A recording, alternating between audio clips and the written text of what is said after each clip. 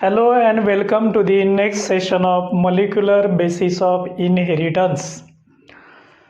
Last लेक्चरला आपण Griffith experiment अभ्यासलेला होता. डिप्लोकोकस निमोनी एस स्ट्रेन आणि आर स्ट्रेन या संदर्भातला एक्सपेरिमेंट होता माईसवरती. ग्रिफिथनं असं फायनल कन्क्लुजन काढलेलं होतं की काहीतरी ट्रान्सफर होतं जेणेकरून बदल होतात आणि नॉन व्हायरुलंटचं व्हायरुलंट स्ट्रेन होते, डिसीज होतो, निमोनिया आणि माईस डाईज होतात. So something was transfer is nothing but transforming principle. आता हे नक्की काय ट्रान्सफर झालं हे वेगवेगळ्या सायंटिस्टच्या समोर खूप मोठं प्रश्नचिन्ह होतं. याच्यानंतर हे जे तीन इम्पॉर्टंट सायंटिस्ट आहेत, ॲव्हेरी, मॅकलिओड आणि मॅककर्टी, ह्या तीन सायंटिस्टनी नक्की काय ट्रान्सफर झाला असेल हे शोधण्याचा प्रयत्न केला. त्यांनी सुरुवातीला ग्रिफिथनं जी हीट किल्ड एस स्ट्रेन घेतली होती ती सेल फ्री एक्स्ट्रॅक्ट घेतला, बायोकेमिकल ॲनालिसिस केला. सो दे मेड दी बायोकेमिकल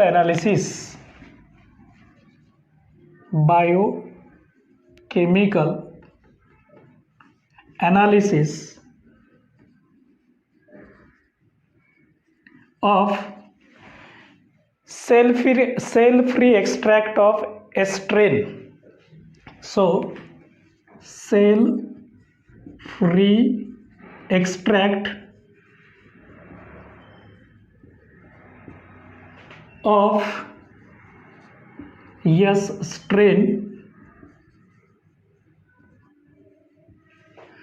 एस स्ट्रेनचा सेल फ्री एक्स्ट्रॅक्ट घेतला, म्हणजे सेलमधलं मटेरियल घेतलं आणि त्याचं बायोकेमिकल ॲनालिसिस केलं आणि त्या ॲनालिसिसमधून त्यांनी तीन इम्पॉर्टंट सबस्टन्सेस वेगळे केले जेणेकरून हे जे एस स्ट्रेन होती, ही जी वापरलेली एस स्ट्रेन आहे ही हीट किल्ड एस स्ट्रेन होती, त्याच्यातून त्यांनी वेगवेगळे पदार्थ सेपरेट केले. Is a heat killed S strain. आणि याच्यातून त्यांनी खूप महत्त्वाचे सबस्टन्सेस वेगळे केले, जसं की प्रोटीन्स वेगळे केले. म्हणजे एस स्ट्रेन घेतली, त्या एस स्ट्रेनचा सेल वॉल रिमूव्ह केली, त्याचा सेल फ्री एक्स्ट्रॅक्ट घेतला, त्याचं ॲनालिसिस केलं हीट किल्ड एस स्ट्रेनमधून. पहिल्यांदा त्यांनी काय वेगळं केलं, प्रोटीन्स आयसोलेट केले, त्याच्यानंतर आर एन ए सेपरेट केला, रायबोज न्यूक्लिक ॲसिड हे वेगळं केलं, डी एन ए वेगळा केला, डिऑक्सी रायबोज न्यूक्लिक ॲसिड. याचबरोबर त्यांनी लिपिड्स, कार्बोहायड्रेटसुद्धा वेगळे केले. पण महत्त्वाचा फोकस त्यांचा या तिघांच्यावरती होता. Proteins, R N A and D N A हे हीट किल्ड एस स्ट्रेनच्या एक्स्ट्रॅक्टमधून त्यांनी वेगळं केलं. आयसोलेटेड सबस्टन्सेस आहेत. So these are the isolated substances. Separated substances आहेत आयसोलेटेड मॉलिक्युल्स. ओके. आता ह्या ग्रिफिथला नक्की कळलं नाही, कारण हे सगळे एकत्र होते. मग यांनी काय केलं, हे वेगळं केलं आणि वेगळं करून नक्की काय बदल होतो का हे त्यांनी पाहण्याचा प्रयत्न केला. मग त्यांनी प्रोटीन सेपरेट अभ्यासलं, आर एन ए अभ्यासलं, डी एन ए अभ्यासलं, हेही अभ्यासलं. त्याचबरोबर त्यांनी काही एन्झाईम्स पण डिस्कवर केले. They made the discovery, they also discover the enzymes. So they also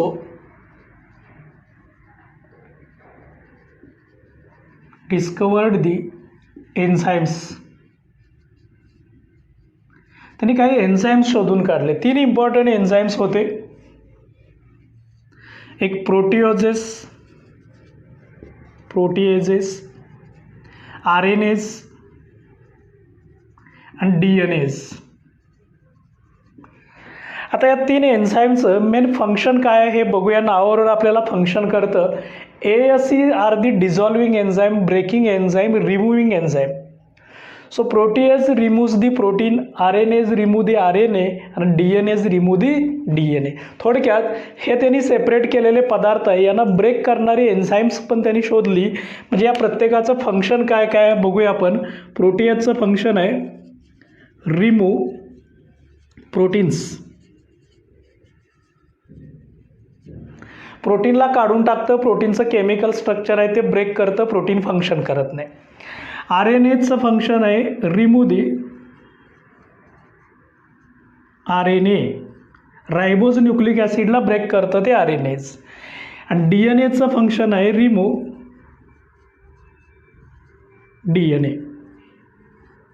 D N A remove करणारं एन्झाईम आहे, हे आर एन ए रिमूव्ह करणारं एन्झाईम आहे, प्रोटीन रिमूव्ह करणारं एन्झाईम आहे.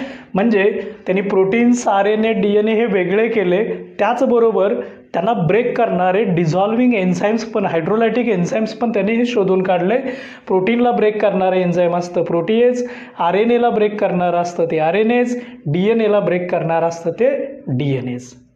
आता हे सगळं केल्यानंतर त्यांनी मग माईसवरती हा एक्सपेरिमेंट करायचं ठरवलं की जेणेकरून जो ग्रिफिथला जो रिझल्ट मिळाला होता त्या रिझल्टसाठी, ग्रिफिथ रिझल्टसाठी एक स्ट्रॉंग प्रूफ आपल्याला देता येतं आहे का, हा सांगण्याचा प्रयत्न हा या तिघांचा होता. एव्हरी, मॅकलिऑड आणि मॅककर्टी ह्या तिघांनी ग्रिफिथच्या एक्सपेरिमेंटला एक प्रूफ देण्याचं काम केलं होतं, strong proof.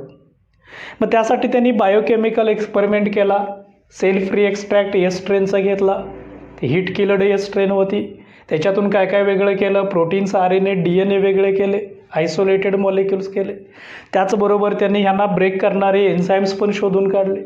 Proteases remove the protein, R N ase remove the R N A, आणि D N ase remove the D N A. आता हे एन्झाईम आणि हे मॉलिक्युल्स यांचा वापर करून whether the transformation takes place or does not takes place, म्हणजे बदल होतोय की होत नाही, आणि नक्की बदल करणारा कोणता मॉलिक्यूल आहे हा मात्र या तिघांनी फाइंड आउट केला, या तिघांनी तो शोधून काढला. काय काय स्टेप्स घेतल्या, एक्सपेरिमेंटल स्टेप्स काय काय हे आपण बघूया.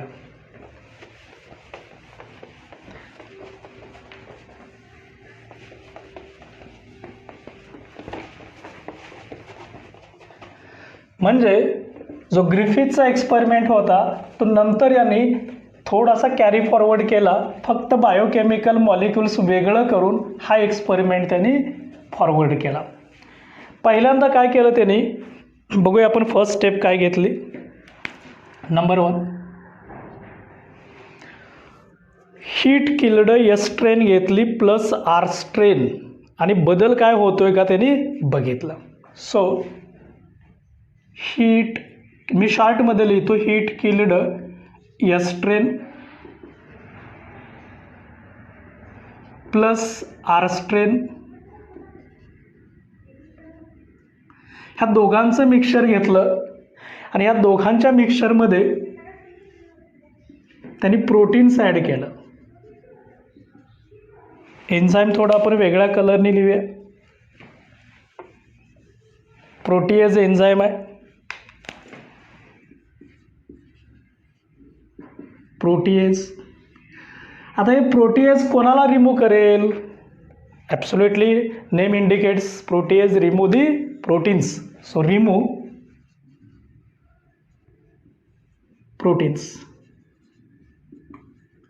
याचा अर्थ असा आहे की या एक्स्ट्रॅक्टमध्ये, हीट किल्ड एस्ट्रेनच्या एक्स्ट्रॅक्टमध्ये जे असणारं प्रोटीन असतं ते प्रोटीन काढून टाकलंय. कुणी काढून टाकलं, प्रोटीएजनी. याचा अर्थ याच्यात प्रोटीन नाही. आणि मग असा एक्स्ट्रॅक्ट आहे, हे प्रोटीएज एन्झाईम आहे, हे सगळं एन्झाईम त्यांनी माईसमध्ये इंजेक्ट केलं. सो इंजेक्टेड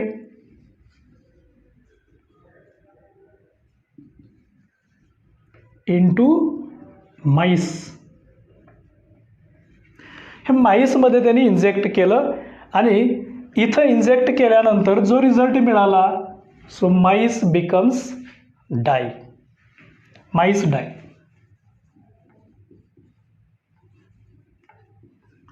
आता हा जो माईस डाय झालेला आहे याचा अर्थ असा आहे की याच्यामधलं प्रोटीन काढून सुद्धा माईस डाय झाला आहे. याचा अर्थ ह्या हीट किल्ड एस्ट्रेन पासून आर स्ट्रेनमध्ये बदल झालेला आहे. म्हणजे आर स्ट्रेनमध्ये बदल झालेला आहे, ही नॉन व्हायरुलंट असते, ती काय झाली, व्हायरुलंट. याचा अर्थ या ठिकाणी डाय झाला आहे म्हणजे डिसीज झाला आहे. निमोनिया हा डिसीज झालेला आहे. पण डिसीज झाला याचा अर्थ आर स्ट्रेन तर डिसीज करत नव्हते, याचा अर्थ याचं काहीतरी मटेरियल इकडं आलेलं आहे आणि त्यामुळं ट्रान्सफॉर्मेशन झालेलं आहे. So the transformation occur shows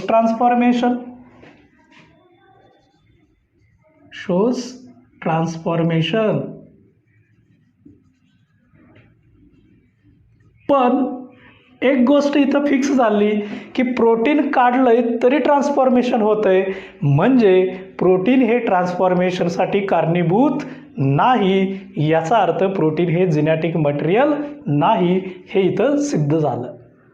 first step. Next step काय केली बघा, नंबर 2 स्टेप. ही फर्स्ट स्टेप आहे. Next number 2 step. पुन्हा तोच एक्सपेरिमेंट केला, वेगळं मटेरियल ॲड केलं. हीट किल्ड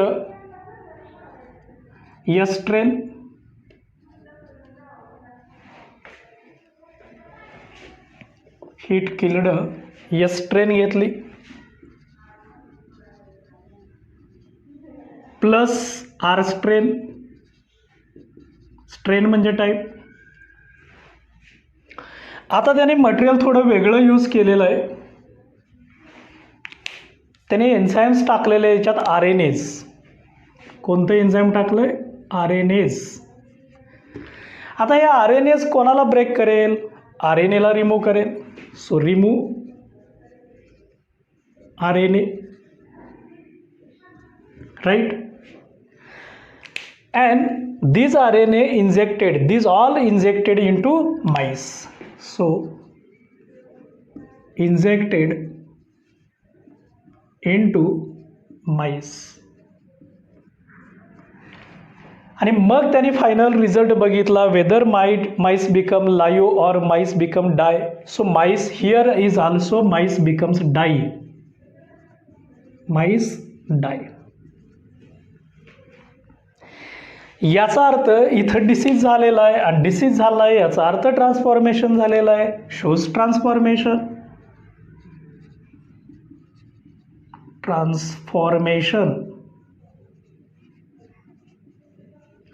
बिकॉज ऑफ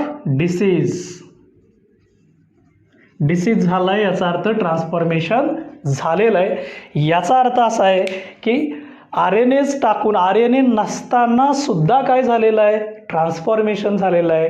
म्हणजे RNA ट्रान्सफॉर्मेशन थांबवू शकत नाही. RNA हे जेनेटिक मटेरियल नाही. आणि the last important experiment step आहे number 3. Heat killed S strain plus R strain. आता हे सगळं इंजेक्ट केलं आहे माईसमध्ये, पण त्याचबरोबर त्याच्यात एक एन्झाईम ॲड केलेला आहे, डीएनएज. ब्रेकिंग एन्झाईम आहे. आता डीएनएज कोणाला रिमूव्ह करेल? सो रिमूव्ह दी डीएनएला रिमूव्ह करेल. आता हा डीएनएला रिमूव्ह केलेला आहे आणि असं सगळं मटेरियल हे माईसमध्ये टाकलं, injected into MICE.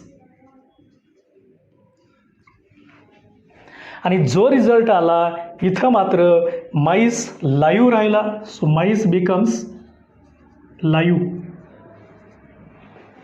So MICE becomes live.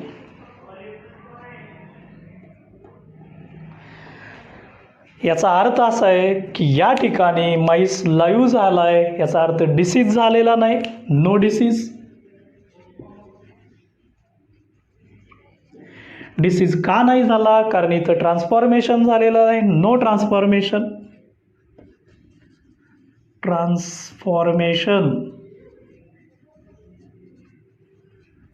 and this is the final discovery. जेव्हा बघा इथं प्रोटीन नसताना पण ट्रान्सफॉर्मेशन झालं म्हणजे प्रोटीन ट्रान्सफर होत नाही. RNA नसताना पण ट्रान्सफॉर्मेशन झालं आहे म्हणजे RNA ट्रान्सफर होत नाही. पण इथं DNA नाही तर ट्रान्सफॉर्मेशन होत नाही. आणि जेव्हा हे DNA काढलं फक्त DNA ठेवला तर ट्रान्सफॉर्मेशन होतं. याचा अर्थ असा आहे की फक्त आणि फक्त DNA हे एकमेव असं मटेरियल आहे की जे ट्रान्सफॉर्म होतं. याचाच अर्थ ग्रिफिथ ट्रान्सफॉर्मिंग प्रिन्सिपल म्हणत होता something was transfer and that something is nothing but DNA.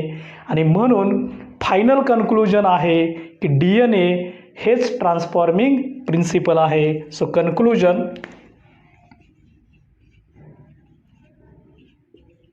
of Griffith experiment, DNA act as a transforming principle. So DNA as a transforming principle. तुम्हाला MCQ पण विचारला जाईल, which of the following act as a transforming principle? So DNA act as a transforming principle is the final conclusion. बघा overlook करूया once again. Simple experiment आहे. सुरुवातीला every McLeod मॅककर्टीनी काय केलं तर हे सेल फ्री एक्स्ट्रॅक्ट घेतला हीट किल्ड एस्ट्रेनचा, त्याच्यातून प्रोटीन्स वेगळं केलं, RNA वेगळं केलं, DNA वेगळं केलं. नंतर त्यांनी असे एन्झाईम शोधले की प्रोटीनला ब्रेक करणारे एन्झाईम आहे ज्याला प्रोटीएज म्हणायचं, RNAला ब्रेक करणार आहे ते RNAs आणि DNAला ब्रेक करणार आहेत ते DNAs. आणि मग त्याने स्टेप्स घेतल्या. सुरुवातीला हीट किल्ड एस स्ट्रेन घेतली, R स्ट्रेन घेतली आणि त्याच्यामध्ये प्रोटीएज घेतलं आणि हे सगळं माईसमध्ये इंजेक्ट केलं. तर पहिल्यांदा असं पाहायला मिळालं की माईस डाई झाला, कारण या ठिकाणी काय झालं होतं, ट्रान्सफॉर्मेशन डिसीज झाला होता. परंतु प्रोटीन नसताना सुद्धा प्रोटीनला कोणी काढून टाकलेलं आहे, प्रोटीएजनी, तरीसुद्धा ट्रान्सफॉर्मेशन होतं आहे. याचा अर्थ इथं अजून कोणतं तरी मटेरियल आहे की जे बदलाला कारणीभूत आहे. दुसरा एक्सपेरिमेंट सेम होता. प्रोटीएजेसच्या ऐवजी त्यांनी RNAs टाकलं. RNAsनी काय केलं, RNAला काढून टाकलं आणि RNA काढून टाकला तरीसुद्धा काय होतं आहे, ट्रान्सफॉर्मेशन होतं आहे, कारण माईस डाय होतो आहे, बदल होतो आहे. म्हणजे RNAपेक्षा सुद्धा अजून कोणतं तरी मटेरियल आहे. RNA मात्र नक्कीच नाही, कारण RNA काढलंय तरी काय होते, ट्रान्सफॉर्म. आणि मग त्यांनी लास्ट स्टेपमध्ये DNAs ॲड केलं जेणेकरून DNA रिमूव्ह झाला. आणि इथं मात्र त्यांना फायनल कन्क्लुजन मिळालं, कुठलाही बदल झालेला पाहायला मिळाला नाही, माईस लाईव्ह कंडिशनलाच राहिला. याचा अर्थ जेव्हा बघा इथं RNA काढला पण तेव्हा DNA होता म्हणजे बदल झाला, प्रोटीन काढलं तर DNA होता म्हणजे बदल झाला आहे. इथं मात्र DNA नाही आहे तर बदल होत नाही. म्हणजे DNA असेल तेव्हाच बदल होतो, DNA नसेल तर बदल होत नाही. याचा अर्थ हे फायनल कन्क्लुजन असं आहे, DNA act as a transforming principle. So this is the about Avery MacLeod and McCarty experiment. म्हणजे फायनल कन्क्लुजन इथंपर्यंत आपण पोहोचलो आहे की DNA हेच बदलाला कारणीभूत आहे. जो ग्रिफिथ म्हणत होता की ट्रान्सफॉर्मिंग प्रिन्सिपल आहे, समथिंग वॉज ट्रान्सफॉर्मिंग, ते मात्र ह्या ठिकाणी एक्झॅक्ट शोधून काढलं की DNA हेच ट्रान्सफॉर्मिंग मटेरियल आहे with the help of biochemical analysis. Okay. आता तरीसुद्धा अजूनही काही सायंटिस्ट या एक्सपेरिमेंटवरती, या डिस्कवरीवरती सॅटिस्फाईड नाही आहेत. मग याच्यानंतर रेडिओ ॲक्टिव्ह डिस्कवरी आहे, ती हर्षे आणि चेक्स एक्सपेरिमेंट आहे, तोही आपण बघणार आहे. तिथं मात्र आपल्याला फायनल कन्क्लुजन मिळणार आहे. तोपर्यंत ह्या ज्या स्टेप्स आहेत ह्या स्टेप्स व्यवस्थित नोट करून घ्या, व्हिडिओ पॉज करा आणि या लिहून घ्या नोटबुकमध्ये.